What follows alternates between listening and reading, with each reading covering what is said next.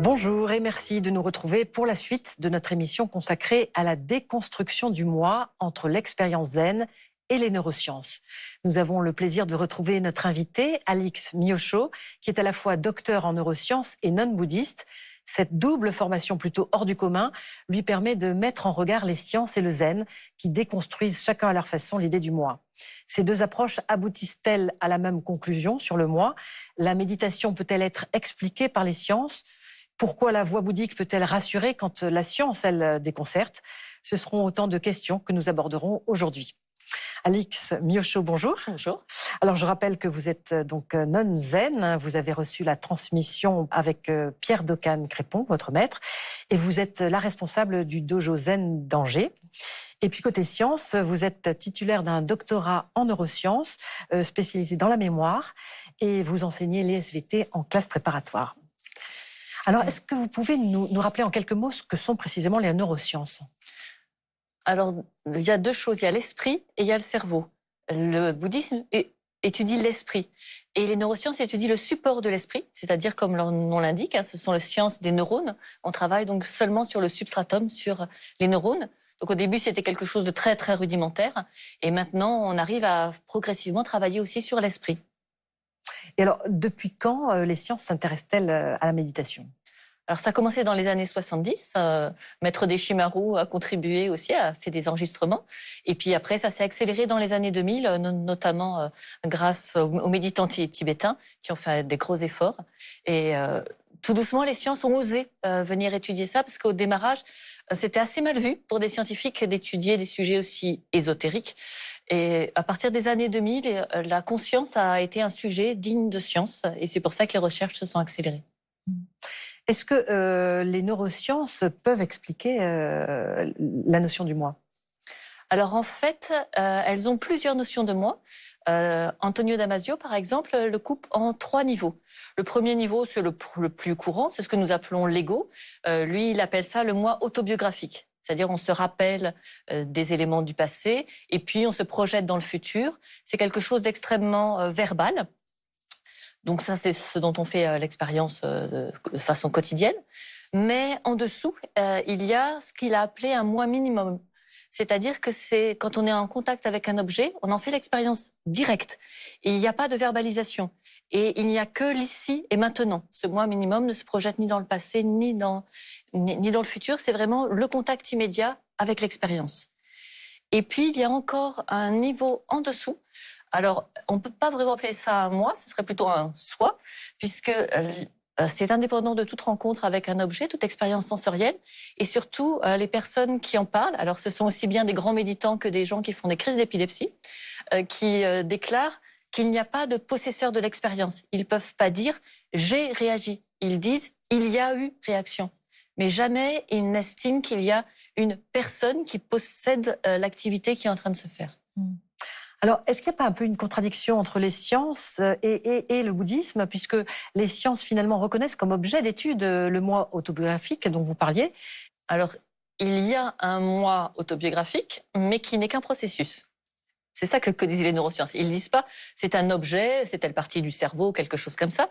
Ils disent que c'est un processus, une activité, donc une activité permanente qui connecte de très nombreuses régions du cerveau et qui se réactive tout le temps pour raconter justement cette histoire. Que en fait, c'est un processus, que ce n'est pas un objet stable, c'est juste une activité permanente. Ça veut dire que, en fait, les sciences et le bouddhisme convergent vers cette même idée d'activité permanente? Et ce qui est très étonnant, c'est qu'ils en disent exactement la même chose. Ils disent on ne peut pas dire qu'il y a, on ne peut pas dire qu'il n'y a pas. Pourquoi les sciences ne disent pas il y a? Ce n'est pas un objet qu'on étudie. On n'est pas en train d'étudier un lobe frontal, tel ou tel neurone. On est en train d'étudier une activité, simplement, des parties du cerveau qui se synchronisent. C'est juste ça, le moi autobiographique. C'est juste une synchronicité. Donc, on ne peut pas dire il y a. Mais on ne peut pas dire il n'y a pas, parce que ça se synchronise vraiment. Donc, on le voit vraiment ça s'activer. Et quand il n'y a pas, chez des personnes qui ont des graves pathologies, effectivement, ça donne complètement autre chose. Donc, chez une personne qui n'a pas cette pathologie, on doit dire il y a, mais c'est en même temps il n'y a pas. Donc, finalement, c'est les mêmes formulations que ce qu'on retrouve dans le bouddhisme. Hum. Alors, quand on pratique la méditation, on sait que l'esprit a tendance à vagabonder. Est-ce que la science peut expliquer cet esprit vagabond? Alors, elle a découvert à ses dépens. C'est qu'ils veulent faire des expériences pour tester une hypothèse. Et donc, il leur faut une référence. Et au début, ils disaient aux gens, ne faites rien. On voit qu'ils n'ont jamais essayé de ne rien faire, parce qu'évidemment, ils voyaient des activations énormes partout dans le cerveau, et bien supérieures à celles qu'ils voulaient mettre en évidence et tester. Donc au bout d'un moment, ils ont dit aux gens, mais que faites-vous quand vous ne faites rien? Et évidemment, on rêvasse, des choses comme ça. Et ils ont appelé ça le réseau par défaut. C'est-à-dire que quand on n'a rien de particulier à faire, quand on n'est pas concentré sur quelque chose d'extérieur, par défaut, le cerveau active de très très nombreuses régions. Et on peut corréler le degré d'activité de ce réseau par défaut avec le sentiment de mal-être.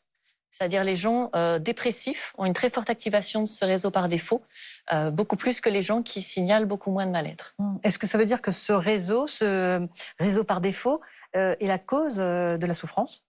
Alors oui, non. C'est-à-dire que quand il fonctionne de façon vraiment cyclique, en boucle, il peut donner des obsessions, il va donner des pensées récurrentes, toujours extrêmement centrées sur soi. Et effectivement, ça, c'est ce qui fait la rechute de la dépression, la rechute dans l'anxiété. Mais s'il est moins fermé sur lui-même, un petit peu plus libre, on va pas aller jusqu'à l'obsession. Et on voit que ces pensées centrées sur soi-même, ce n'est pas que mauvais, c'est ce qui nous permet de prendre soin de nous. Donc on comprend pourquoi dans l'évolution, ce genre de choses est apparu. Et si il est encore plus libre et donc avec une activité un petit peu plus réduite, c'est ce qu'on connaît très couramment dans la méditation, la rêverie, l'esprit qui vagabonde. On a tendance à considérer que c'est négatif, mais pas du tout. Si vous regardez bien ce que fait cet esprit qui vagabonde, il évalue tous les possibles du futur, mais aussi tous les possibles du passé. On se dit, mais c'est idiot, le passé est le passé. Pas du tout. Il évalue tous les possibles du présent et du passé pour améliorer ses schémas de décision. Donc en fait, c'est très utile aussi de rêvasser. C'est tellement utile de rêvasser que la créativité est corrélée à l'activité de rêverie. Et ce cerveau par défaut est aussi lié au rêve, le rêve endormi, et à la créativité. Donc ce n'est pas qu'une mauvaise chose. Est-ce que la pratique de la méditation modifie ou réduit l'activité du cerveau? Alors, elle modifie cette activité du réseau par défaut. Il y a deux façons de diminuer cette activité du réseau par défaut. La première, c'est de se concentrer. Et c'est pour ça que beaucoup de méditations disent concentrez-vous sur quelque chose pour que les pensées ne s'en aillent pas. Parce qu'on ne peut pas avoir à la fois la concentration, qui fait travailler les parties antérieures du cerveau, et l'activation de ce réseau par défaut. Si l'un est actif, l'autre est bloqué. Mais bien sûr, dès que vous allez arrêter de vous concentrer, le réseau par défaut va reprendre son activité puisqu'il est par défaut. Une autre façon de faire, c'est le zen tout simplement. On laisse passer les pensées. Et ça a été découvert un petit peu par hasard. C'est une équipe au Brésil qui voulait mettre en évidence l'effet de l'attention. Et pour eux, toutes les méditations étaient pareilles, donc ils sont allés recruter des moines zen juste à côté. Et puis au lieu d'obtenir le signe de l'attention, il y a un signe électrique caractéristique, ils ont obtenu l'opposé. Alors ils sont retournés voir les moines et leur ont dit « Mais qu'est-ce que vous faites quand vous faites zazen? Vous arrêtez bien de penser. » Ah non, non, non. Vous ne bloquez pas les pensées. Non, on les laisse passer comme les nuages dans le ciel. Donc en fait, le réseau par défaut, il n'est pas bloqué. C'est juste qu'il travaille, mais apparemment, il travaille différemment parce que ces personnes ont constaté que le degré d'activation de ce réseau par défaut pendant zazen était corrélé à l'attention dans la vie de tous les jours. Donc probablement ça modifie ce réseau par défaut qui est moins actif, et ça se prolonge dans la vie courante. Alors vous parlez de zazen, mais ça veut dire qu'il y a des différences de fonctionnement du cerveau en fonction des différents types de méditation? Visiblement, oui. Alors, ce qui est dommage, c'est que les méditants ne sont pas très étudiés. On étudie beaucoup la pleine conscience parce que ça se fait à l'hôpital, donc c'est assez facile après de leur proposer d'aller passer un scanner. C'est relativement simple. Sinon, on voit bien qu'on n'obtient pas exactement la même chose selon que l'on prend des articles qui concernent des méditants du Vipassana. Ils ont été très étudiés pour ces 3 niveaux du moi, ou des pratiquants du bouddhisme tibétain ou des pratiquants du bouddhisme zen. On n'a pas exactement la même chose. Donc il faut bien regarder. Est-ce que les modifications du fonctionnement du cerveau qu'on observe donc pendant la méditation sont limitées aux périodes de méditation? En tout cas, dans cette étude-là, elle montre bien que le réseau par défaut change sa façon de faire, même dans la vie courante, parce que l'attention dans la vie courante change. Il leur demandait, à des moments tout à fait aléatoires, qu'est-ce qu'ils étaient en train de faire. Et les personnes disaient, je rêvasse, ou au contraire, je suis concentrée.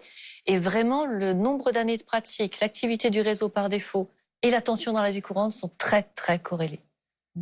Aujourd'hui, on étudie comment précisément le méditant? Comment scientifiquement étudie-t-on son cerveau? Alors, on arrive à avoir des instantanés sur les parties du cerveau qui s'activent.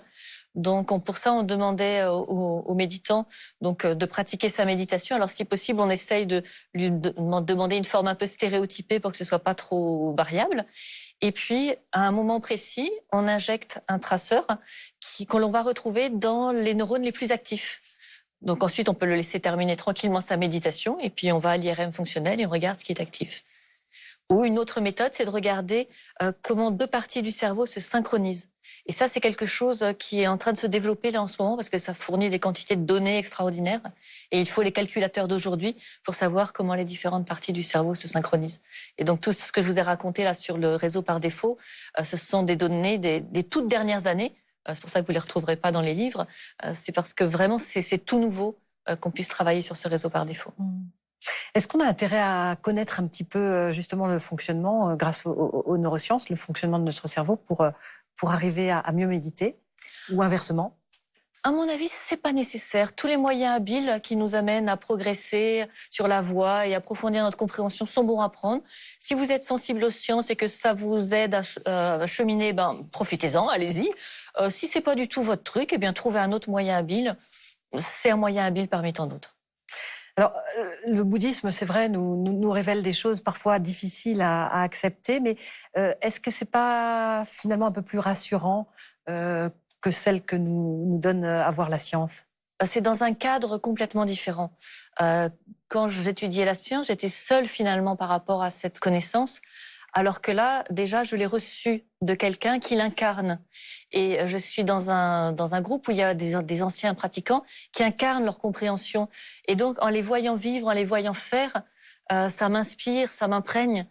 Chaque fois que j'essayais d'attraper quelque chose dans une interaction avec mon maître, je me suis toujours retrouvée avec rien. Et ça, forcément, ça nous transforme. Parce que concrètement, on sent que l'autre, quand on veut attraper, il n'est pas là, il n'y a pas. Je pense que c'est dans l'expérience, dans la relation vraiment que l'on peut comprendre réellement. Et que tant que ça reste dans le cerveau, bon, c'est déjà un pas, mais c'est qu'un pas. C'est dans la relation qu'on va vraiment comprendre. Merci beaucoup, Miyoshō, d'avoir été notre invité aujourd'hui sur ces questions passionnantes. Merci. Avant de nous quitter, voici quelques propositions de lecture. Le sentiment même de soi, corps, émotion, conscience, d'Antonio R. Damasio, édition Odile Jacob. Neurologue et chercheur américain, l'auteur propose de définir en termes biologiques le sentiment de soi. Grâce aux récents travaux scientifiques, la conscience peut s'expliquer et presque se montrer, une révolution que nous dévoile ce livre passionnant. Chevaucher le vent, écrit sur la méditation et le silence, de Marc de Smet, chez Albin Michel, un livre puissant sur la grâce de la pratique méditative et sur le silence. C'est le lieu de la conscience profonde qu'il est nécessaire d'apprivoiser au quotidien pour trouver un équilibre de vie. Et puis, Une vie de nonne zen de Shundo Aoyama Roshi, édition Sully. C'est le parcours biographique et spirituel de celle que l'on considère comme l'un des plus grands maîtres zen contemporains, abbesse du temple de nonnes de Nagoya au Japon, dans lequel Miyoshō, notre invité, a séjourné. Notre émission s'achève. Vous pouvez la revoir durant un mois sur France TV. Merci à tous de nous avoir suivis. Très heureux dimanche et bonne semaine. Merci.